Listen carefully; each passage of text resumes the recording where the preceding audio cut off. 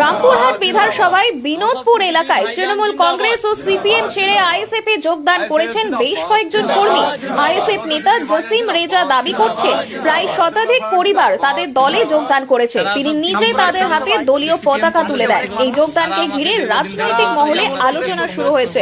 তৃণমূল কংগ্রেসের এই ভাঙনকে আইএসএফ এর জন্য একটি বড় জয় হিসেবে দেখা হচ্ছে।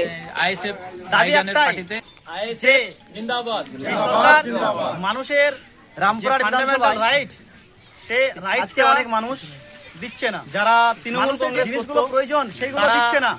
তার দলের নেতাদের তৃণমূল কংগ্রেস ছেড়ে গরম করছে আর বাকি সাধারণ মানুষ, গরিব মানুষ তারা একটাই কি হচ্ছে না হচ্ছে সেদিকে তাদের খেয়াল থাকছে না। যে জালিম সরকার রামপুরহাট বিধানসভা মানুষের বুঝতে পেরেছে যে ফান্ডামেন্টাল রাইট একমাত্র সে রাইটটাই বিরোধী হিসাবে দিচ্ছে না, বিকল্প হিসাবে মানুষের যে প্রয়োজনীয় সেটা আছে ইন্ডিয়ান সেকুলার জিনিসগুলো প্রয়োজন সেগুলো দিচ্ছে না। পশ্চিম বাংলায় বিরোধী দলের নেতাদের বিকল্প পকেটটা গরম বিধায়ক থাকে আর বাকি সাধারণ মানুষ, গরিব ভাইজান, কারণ নওশাদ সিদ্দিকী ভাইজান ছাড়া না হচ্ছে সেই পশ্চিম বাংলায় তাদের খেয়াল থাকছে না। তাদের মানে সাধারণ মানুষের, গরিব মানুষের, চাষী মানুষদের এই রামপুরহাট বিধানসভায় মানুষরা বুঝতে পেরেছে নওশাদ সিদ্দিকী একমাত্র এই পশ্চিম বাংলায় গরিব অসহায় মানুষ হিসেবে যারা নিপীড়িত হিসেবে যাদের জন্য কথা থাকে সেটা আছে ইন্ডিয়ান সেকুলার ফ্রন্ট। আজকে এই ক্ষেত্রে মানুষ তারা বুঝতে পেরেছে, সিপিএম কংগ্রেসে ছিল, তারা আমাকে দীর্ঘদিন থেকে বলতো যে আমরা সিপিএম কংগ্রেস করব না। এই জায়গাতে একমাত্র যদি আমরা 7 দিন নওশাদ সিদ্দিকী ভাইজানের তাহলে আমরা মানুষের অধিকার পাইতে পারবো।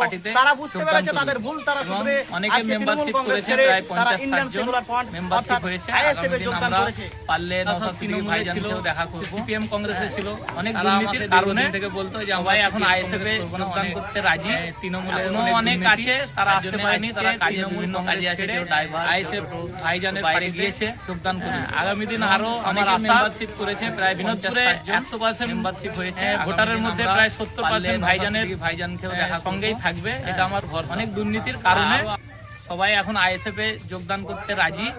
এখনো অনেক আছে, তারা আসতে পারেনি, তারা কাজে বিভিন্ন কাজে আছে, কেউ ড্রাইভার, কেউ টোটো বাইরে গিয়েছে।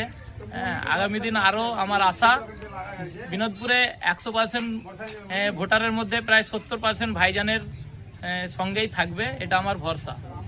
আরো আশ্বাস দিয়েছে যে আমরা আইএসএফ এর হাত শক্ত করব।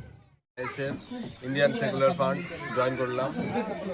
আমাদের নওশাদ সিদ্দিকী ভাইজানের আদর্শ, তার ভালোবাসা আমাদের মন ছুঁয়ে গেছে, যার জন্যই আমরা এই দল জয়েন করলাম।